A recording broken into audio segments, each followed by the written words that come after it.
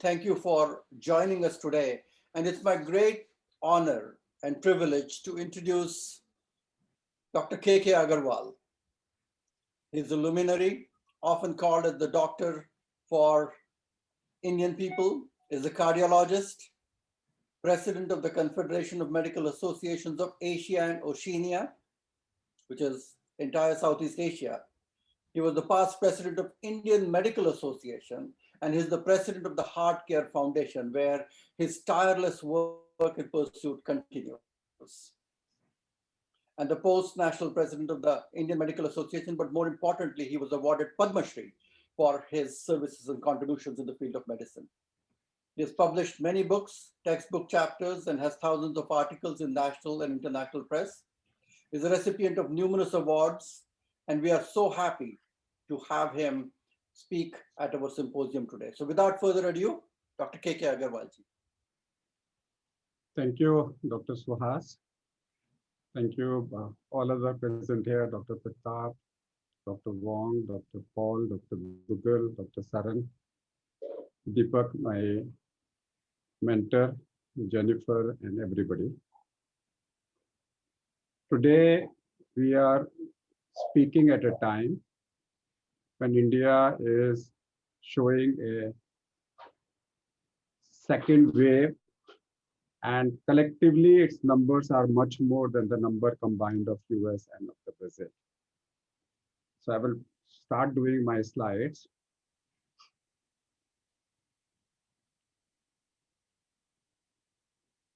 So the subject I am taking today is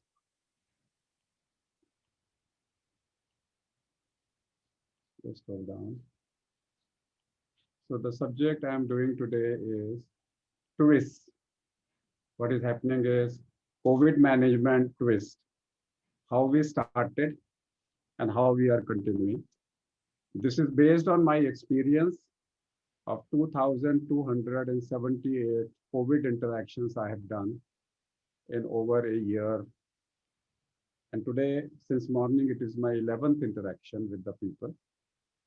And I reach around 7 million people every month and understand what is happening in the field of COVID and try to bring out some consensus in my mind.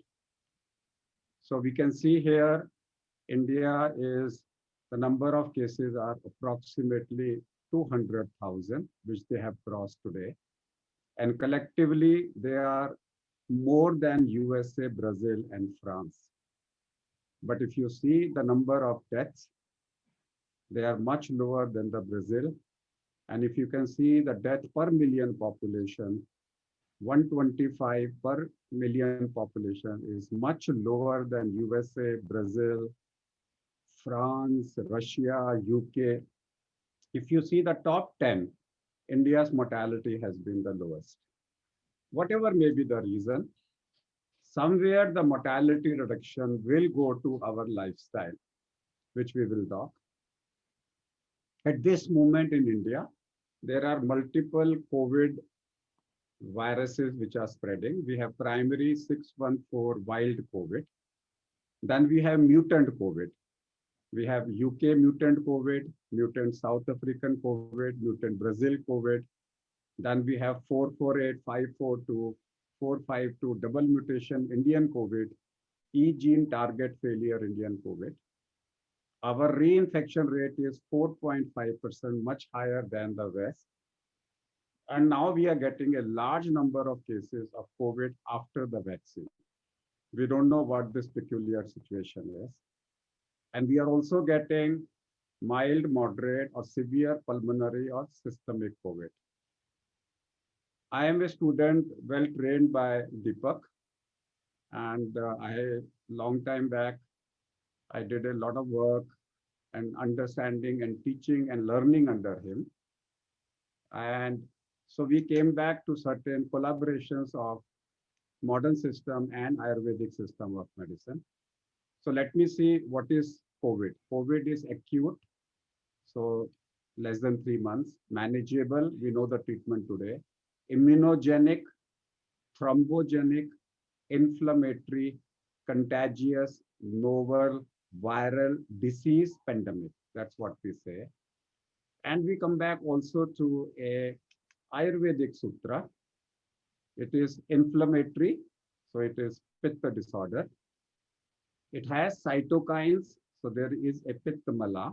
That means we have a rasa rakta. Rakt mala is the pitta mala, which is equivalent to cytokines. It has systemic manifestation. In modern medicine, we say systemic inflammation. So in Alochak, we are seeing eye manifestation. In Bhrajak, we are seeing skin lesions. In Sadhak, we are seeing myocarditis. In Pachak, we are seeing small intestinal. And in Ranjak, we are seeing blood involvement.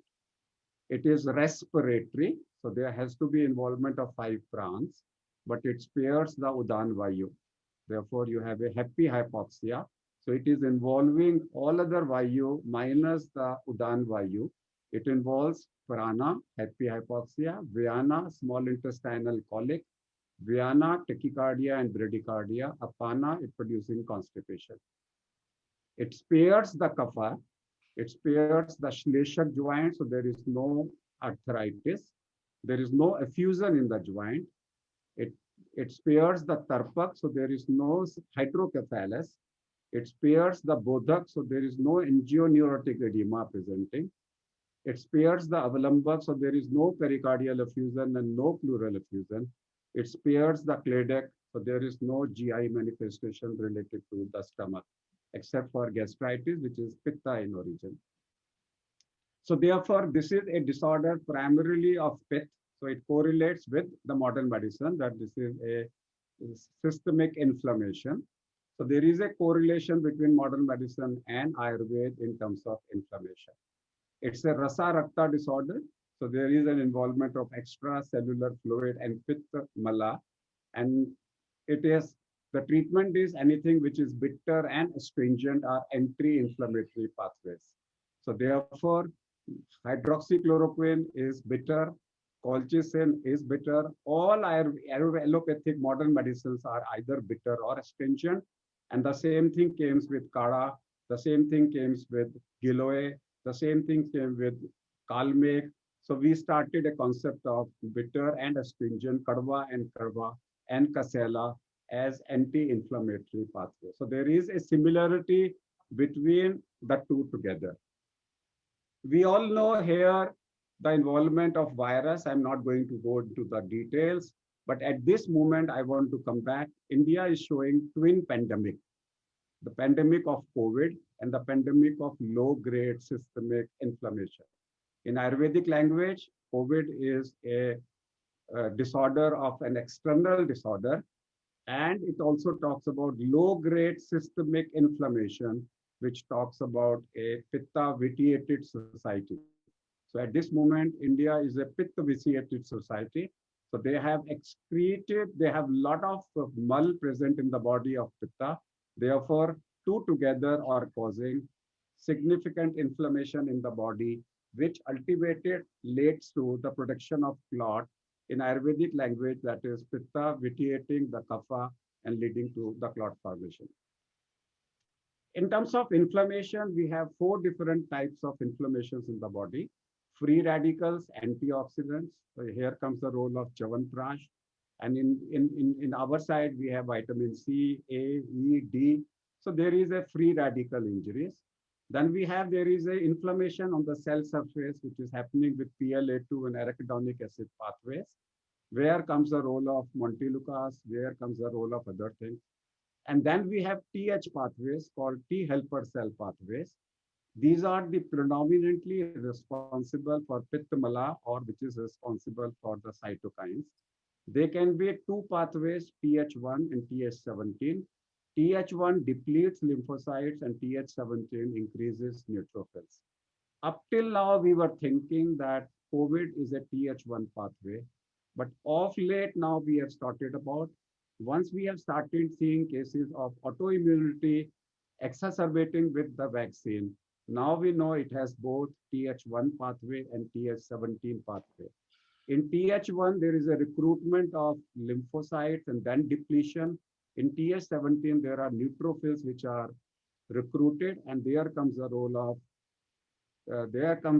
of the TGF beta and IL-6, and IL-6. Both of them, they are responsible for the TH17 pathway. And then there is an internal pathway called TLR and NLR pathway. Where comes the role of Kalmek? Where comes the role of Kalmek and क्या कहते हैं उसको? Anyway, Kalonji, Kalmek, and there comes the role of colchicine. Again, all three of them are Ka, so they takes care of the TLR and NLR pathways. So free radical injury, I only want to say one word is Chyawanprash in Ayurveda is taking care of the free radical injury that comes as an antioxidant, as an immunity builder.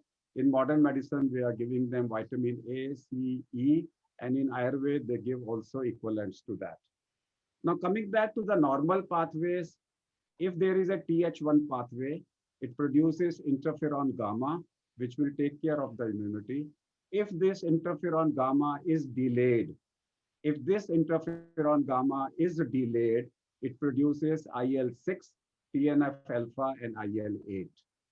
This ultimately will lead to cytokine storm. So if I want to prevent my cytokine storm, I need to activate at the level of gamma interferon, and I need to prevent something like NLRP, where IL-1 beta and IL-18, I need to stop. This is the pathway where I've talked about nuclear factor kappa B pathway for NLRP. And this is the pathway of arachidonic acid. And this is the pathway of macrophage to macrophage 2. And here you can see TGF alpha, TGF beta very clearly. TGF beta is responsible for healing of the lungs. So TGF beta, you can see the role of TGF beta and myeloperoxidases, MMPs. Now here, when the virus enters my body, it can cause NLR reaction within the cell, or it can produce a TH1 response or a TH17 response. And this is what you can see, the TH17 response, TH1 response, and TH17 response. Now there is a thinking of shifting, that is the twist, shifting from TH1 to TH17 response. Without understanding the difference between TH1 and TH17, we cannot understand what is happening in the body. We are seeing a large number of mortality in Western world, where they are not using Kada, they are not using Kalmek, they are not using Giloy, they are not using. The mortality has been low because they are only attacking on TH1. They are not attaching the TH17 pathway. TH17 pathway is evident by increased polymorphs and lower lymphocytes reaction, call them as NL ratio more than 3.18. Now, these are the cases which force me to think that we are missing TH17 pathway. This is a patient who got exacerbation of TH17 underlying disease.